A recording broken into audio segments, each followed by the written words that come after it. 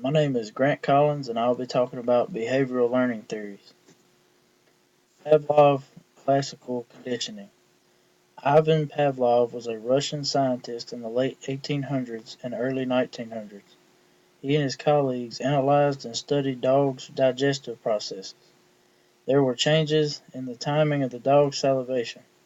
The scientists started noticing these changes and then tried different methods of experimenting this change. Pavlov continued.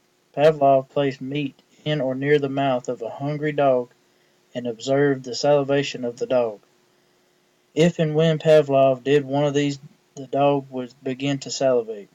The meat is referred to as an unconditioned stimulus because it provoked the salivation of the dogs automatically without having any prior training or conditioning because the meat also caused salivation automatically in the presence of meat without training or any experience. The response of the salivation can be referred to as unconditional response.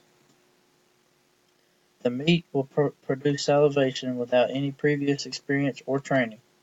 Other stimuli, such as ringing a bell, will not produce salivation. Neutral stimuli is when the stimuli have no effect on the response in question. Pavlov's experiments showed that if a previously neutral stimulus is paired with an unconditioned stimulus, the neutral stimulus becomes a conditioned stimulus. It gains the power to prompt a response similar to that produced by the unconditioned stimulus. After ringing the bell and the meat are presented together over and over, the ringing of the bell will begin to cause the dogs to salivate without showing the meat. The process is called classical conditioning. In experiments like these, Pavlov and his colleagues showed how learning could affect what were once thought to be involuntary reflexive behaviors, such as salivating. Skinner operant conditioning. Humans also salivate when we are hungry and we see food that looks good, much like the dogs that Pavlov studied. Skinner, however, believed that only a small proportion of all actions are reflexive behavior.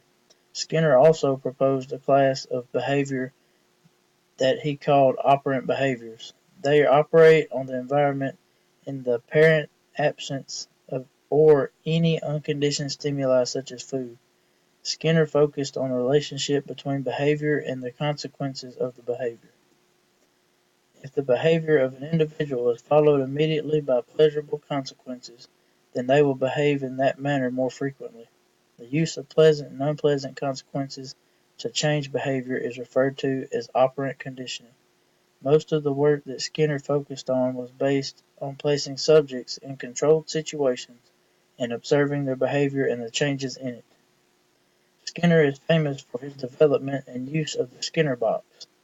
It is a device that contains a very simple apparatus for studying the behavior of animals, usually rats and pigeons. When a rat is used, there is a bar that the rat can press to get a pellet of food and also has a water dispenser. The rat can also not see or hear outside of the box. In some of the earlier experiments, the box was set up to release a pellet of food when the rat happened to press the bar. The rat would then start pressing the bar repeatedly to getting more food. Food reward had conditioned the rat's behavior, strengthening bar pressing and weakening all other behaviors like wandering around the box. The experimenter could make it to where the rat had to press the bar several times in order to get the pellets of food so that it isn't as easy to get the food. The most important factor of the Skinner box is that it allows for careful scientific study of behavior in a controlled environment. Differences between the two. The difference between Pavlov and Skinner is that Pavlov used unconditioned stimulus and unconditioned response. He does this using meat and dogs that are salivating because of the meat. He also uses neutral stimuli and conditioned stimulus. Ringing a bell before giving the dogs their meat will begin to cause the dogs to salivate. After a few times of doing this, the dogs then started salivating once they heard the bell ringing. This is where the classical conditioning came into play.